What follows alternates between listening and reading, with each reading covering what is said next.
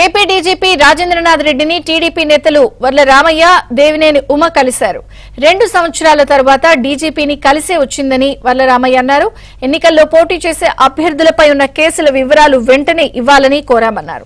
State crime record ప్రకారం కేసుల జాబితా ఇస్తామని డీజీపీ హామీ ఇచ్చారన్నారు. కొంతమంది పోలీసులు పూర్తిగా పక్షపాత వైఖరి చూపుతున్నారని డీజీపీకి తెలిపామన్నారు.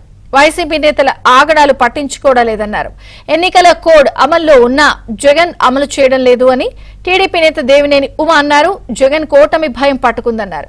వ్యక్తిగత దూషణలకి దిగి మతి భ్రమించి మాట్లాడుతున్నాడన్నారు.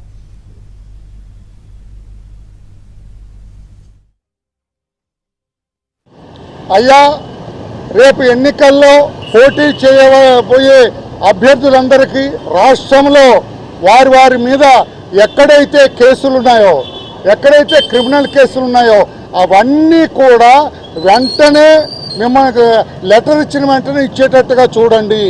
మా పార్టీ రాష్ట్ర అధ్యక్షుడు అచ్చెన్నాయుడు గారు కూడా మీకు లేఖలు రాశాడు. వీరు గౌరవ డీజీపీ గారు, మీరు అన్ని జిల్లాల ఎస్పీలను అడిగి తీసుకోండి అన్నారు.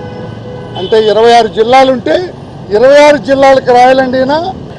ఇప్పటికైనా మీ పోలీసు శాఖ పైన ఉన్నారు, గాల్లో ఉన్నారు, కిందకి తీసుకురండి, నేల మీదకి తీసుకురండి. మీ అధికారుల్ని సమానమైన మైదానంలో ఎన్నికల ఆట ఆడేటట్లుగా ఈక్వల్ గ్రౌండ్ అందరికీ ఇవ్వమని చెప్పి కోరటం జరిగింది.